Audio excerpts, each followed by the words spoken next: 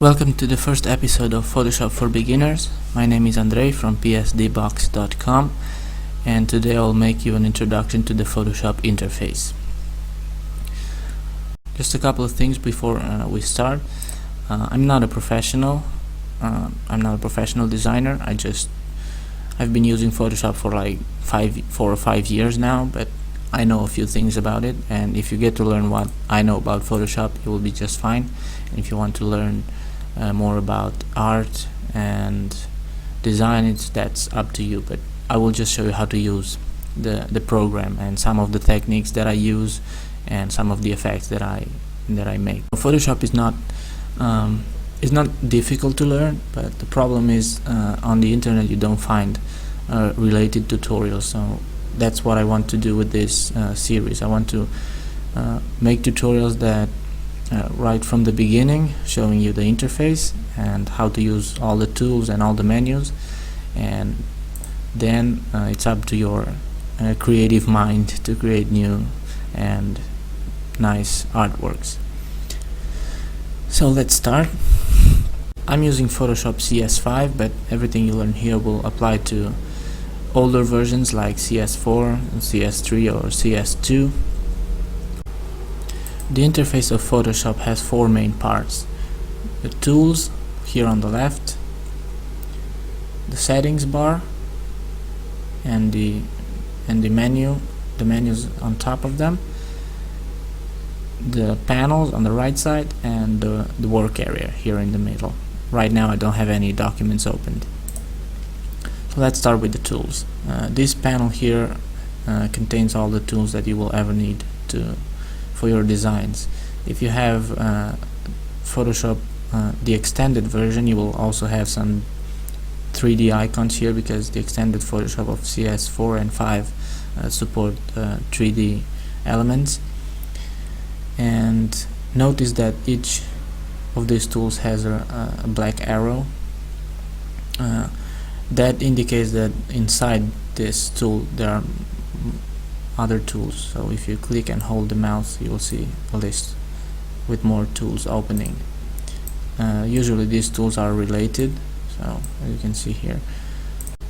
We will talk in more detail about each of these tools in another video, but just to know that you can change also the appearance of this.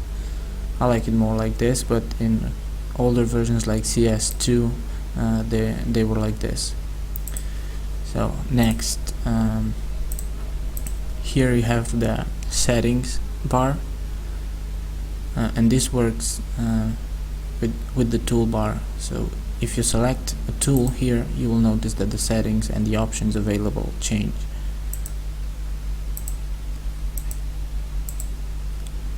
And that's all it is to it. We will talk about this throughout this series. And on top of this we have the menus. These are similar to any software.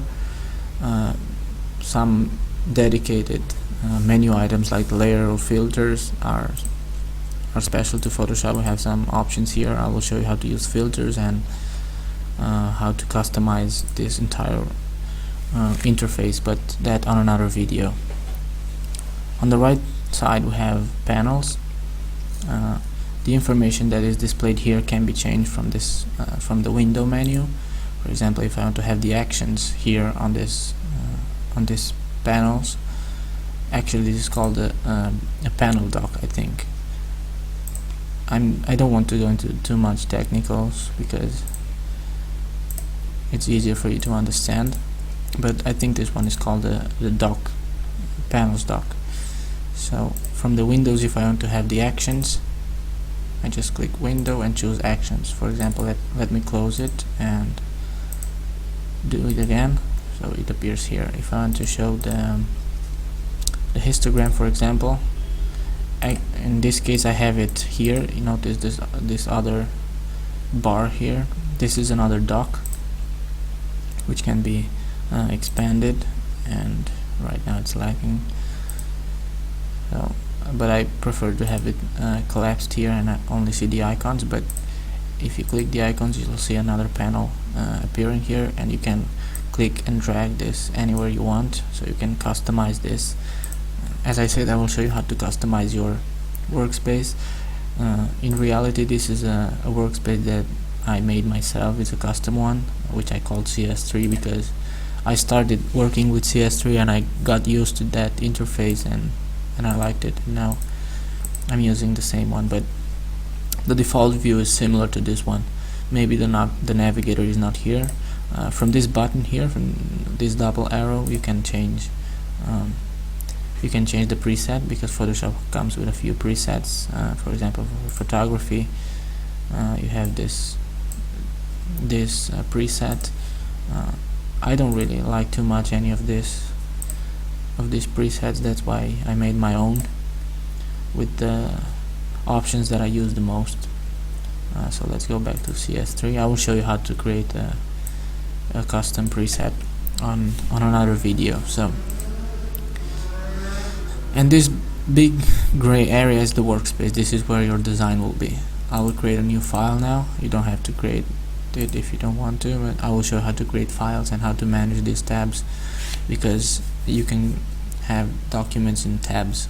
So for example, if you have multiple tabs, actually multiple documents opened at the same time, from this icon here you can change how to display them and at the same time.